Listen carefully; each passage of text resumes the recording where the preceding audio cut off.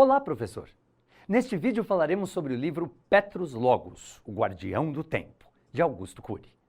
Augusto Cury é médico, psiquiatra, psicoterapeuta e também um dos escritores mais conhecidos e reconhecidos do Brasil e do mundo. Suas obras de ficção e não ficção já foram publicadas em mais de 70 países. Uma delas é Petrus Logos, o Guardião do Tempo. Uma história futurista, cheia de fantasia e de mistérios em torno dos personagens. Este romance de aventura nos leva para o reino de Cosmos, um império muito importante que ressurgiu após 100 anos da eclosão de uma fictícia Terceira Guerra Mundial, que destruiu boa parte do nosso planeta. Neste cenário sombrio, o poderoso rei Apolo governa o reino com mãos de ferro, com o auxílio de seus 4 conselheiros, Terrívios, Demétrios, Cômodos e o sumo sábio Supérius. O rei tem 2 filhos gêmeos, Lexus e Petrus. Depois de questionar a autoridade de Apolo e aderir a ideias conspiratórias junto a outros revoltosos, Petrus é considerado pelo próprio pai um rebelde ameaçador e é condenado a usar uma máscara de ferro como um criminoso. A máscara deixa as profundas cicatrizes físicas e emocionais no jovem príncipe, mas não o enfraquece. Para continuar sua luta contra as injustiças, Petrus vai precisar domar uma fera, que mal sabe ele, poderá tanto destruí-lo quanto salvá-lo.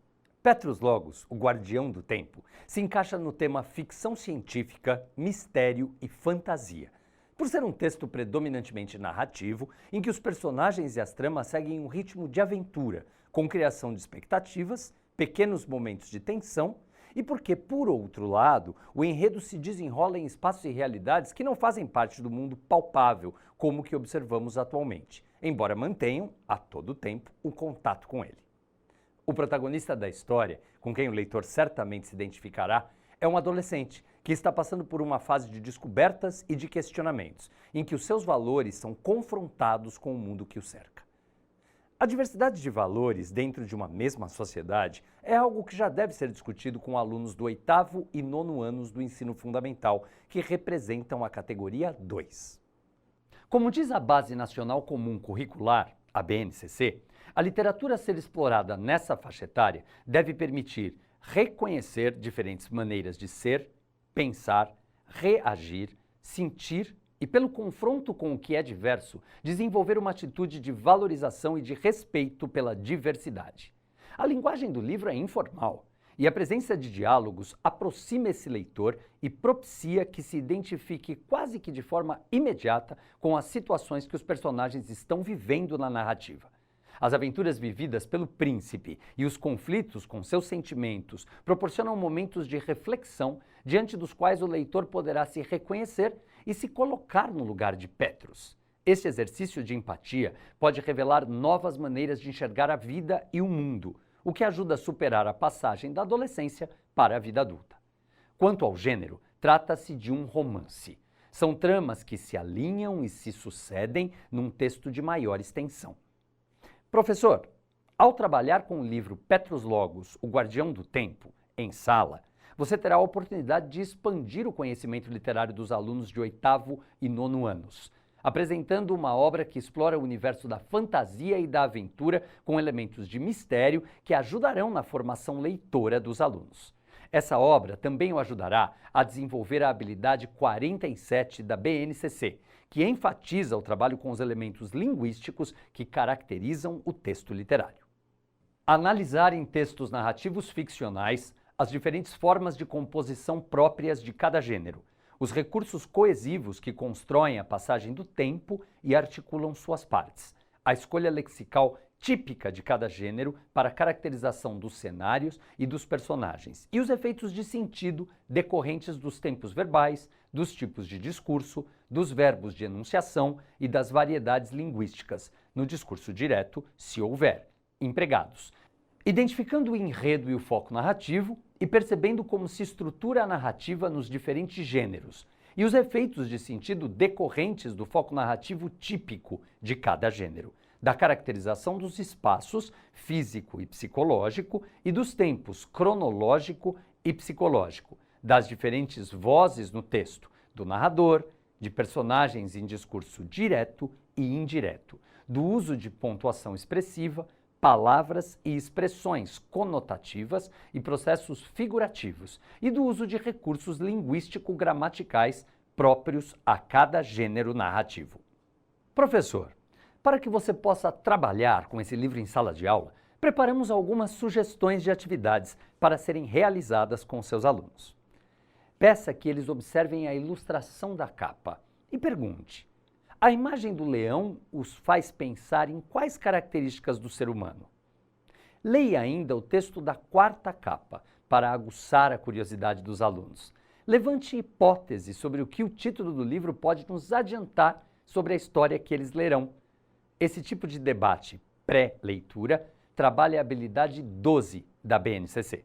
Planejar coletivamente a realização de um debate sobre tema previamente definido, de interesse coletivo, com regras acordadas e planejar em grupo participação em debate a partir do levantamento de informações e argumentos que possam sustentar o posicionamento a ser defendido, o que pode envolver entrevistas com especialistas, consultas a fontes diversas, o registro das informações e dados obtidos, etc. Tendo em vista as condições de produção do debate, perfil dos ouvintes e demais participantes, objetivos do debate, motivações para sua realização, argumentos e estratégias de convencimento mais eficazes, etc. E participar de debates regrados, na condição de membro de uma equipe de debatedor, apresentador, mediador, espectador, com ou sem direito a perguntas, e ou de juiz avaliador, como forma de compreender o funcionamento do debate e poder participar de forma convincente, ética, respeitosa e crítica, e desenvolver uma atitude de respeito e diálogo para com as ideias divergentes. Na sequência dessas atividades pré-leitura, sugerimos que os alunos leiam integralmente o livro na escola e também em casa, para melhor aproveitamento do tempo didático. Professor, para o momento pós-leitura, é essencial pensar em estratégias para propiciar que o grupo explicite oralmente o que compreendeu da narrativa. Há muitas mensagens de reflexão ao longo do livro que você pode selecionar anteriormente e levar para a sala de aula para que se tornem temas de rodas de conversa junto aos estudantes no decorrer da leitura do livro. Essas pausas podem potencializar ainda mais as discussões e o trabalho com a interpretação.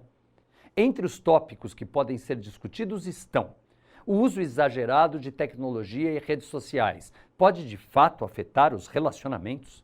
A forma como os recursos naturais são explorados hoje em dia pode causar um impacto negativo no futuro do planeta? Para cada tópico, forneça aos alunos o maior número possível de fontes, livros, filmes, artigos de jornal e revista, etc., pois isso os ajudará na construção de argumentos contra e a favor a cada tópico. Depois, peça que cada grupo apresente diante da classe os principais pontos discutidos. Os alunos também podem ser instigados a organizar a escrita de um conto.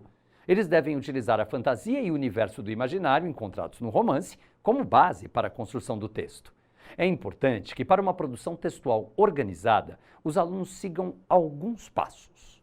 Produção de um conto de fantasia. Definir a maneira como irá contar sua história e que tipo de resolução vai encontrar para o tema a ser problematizado. Definir as etapas de escrita do texto, criando o enredo com começo, meio e fim. Listar os elementos linguísticos característicos de um texto de fantasia. Escrever um rascunho do texto.